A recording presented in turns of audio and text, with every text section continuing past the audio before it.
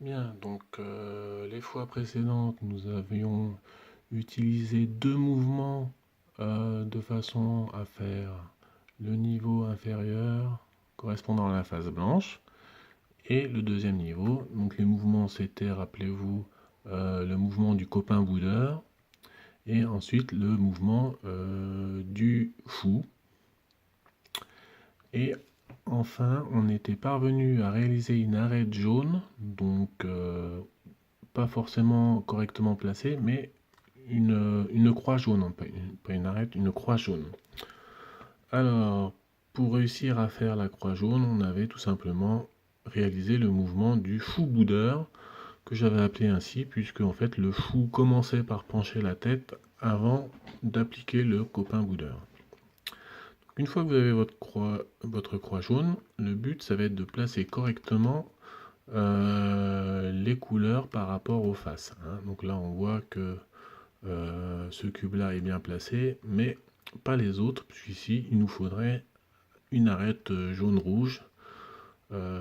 Ici, il faudrait qu'elle soit bleue, et là, orange, donc c'est pas du tout le cas. Donc pour réussir à changer de place les arêtes, il faut un nouveau mouvement qui s'appelle la promenade. Et pour que ce mouvement fonctionne, il faut démarrer à partir d'une arête bien placée. Hein, donc par exemple, cette arête est bien placée. Alors le truc important, c'est qu'il faut qu'il n'y en ait qu'une seule qui soit bien placée. Hein, donc là, celle-ci, ça va, puisque les autres sont fausses. Mais par exemple, si j'avais tourné pour l'arête bleue, là, on se rendrait compte que l'arête bleue est bien placée, mais l'arête orange aussi est bien placée. C'est-à-dire qu'il y en a deux qui sont bien placées. Donc ça, c'est pas bon, c'est pas comme ça qu'il faut faire. Donc il faut chercher d'une façon à ce qui est qu'une seule arête, hein. Donc, par exemple, on pourrait prendre l'arête rouge, puisque si l'on vérifie les autres, celle-ci est fausse, la orange est fausse et la bleue est fausse, hein. Donc on se retrouve bien dans le cas de figure où une seule arête est correcte. Alors, une fois que vous avez trouvé une façon de tourner la face du haut pour n'avoir qu'une seule arête de notre croix correcte, vous allez réfléchir un peu dans quel sens on va devoir tourner les trois autres. Alors, grâce au mouvement de la promenade, cette arête-ci ne bougera pas. Donc ce qui va se passer, c'est que les trois autres arêtes vont échanger leur place. Donc vont tourner dans ce sens-là ou dans ce sens-là, selon si vous faites la promenade à droite ou à gauche. Hein, donc là, on voit que ce petit cube-là qui est vert devrait ne se trouvera pas là, hein, il va se trouver là, c'est-à-dire qu'on va tourner plutôt comme ça. Hein, c'est-à-dire que le petit cube qui est bleu là va se retrouver sur sa face bleue, hein, donc on va bien tourner comme ça.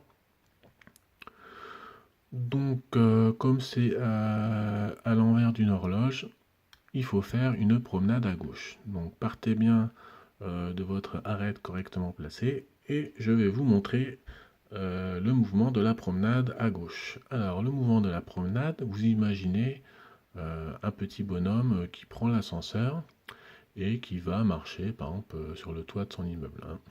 Donc c'est parti, le petit bonhomme monte en prenant l'ascenseur, il sort de l'ascenseur, tout de suite il fait quelques pas pour se promener, forcément l'ascenseur lui il redescend, le petit bonhomme revient de sa promenade, il attend que l'ascenseur remonte, il rentre dans l'ascenseur et il retourne chez lui. Voilà. Et là, on s'aperçoit, ô magie, que notre croix est correctement placée. C'est-à-dire que les arêtes correspondent tous à la face. Hein, l'arête jaune-bleu est bien avec le bleu. Vous pouvez vérifier, tout est en place. Alors, Ce mouvement de la promenade, donc je l'ai dit, ne fonctionne que si vous avez une seule arête de bien placée. Donc choisissez bien votre arête. Mais il se peut que vous n'y arrivez pas. C'est-à-dire que à chaque fois, peu importe la façon dont vous tournez votre face supérieure, il y a toujours deux arêtes bien placées, hein, généralement qui sont opposées. Et vous aurez beau faire tout ce que vous voulez, il y aura toujours ces deux arêtes-là qui sont bien placées. Donc on sait que du coup ça ne nous arrange pas. Donc si c'est le cas, eh bien vous faites une promenade au hasard, de façon à casser un peu cet effet. Et après vous serez ramené au cas précédent.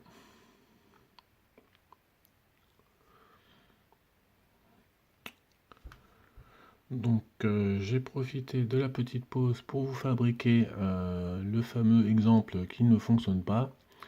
C'est-à-dire que si vous cherchez à faire une arête correcte, hein, donc par exemple sur la face orange, donc cette arête-là est correcte, cette arête-là est fausse, cette arête-là est fausse, mais on s'aperçoit que cette arête-là est correcte puisque c'est du jaune-rouge. Hein. Donc on aurait deux arêtes opposées qui sont correctes. Et quand c'est comme ça, vous pouvez tourner tout ce que vous voulez. Donc là,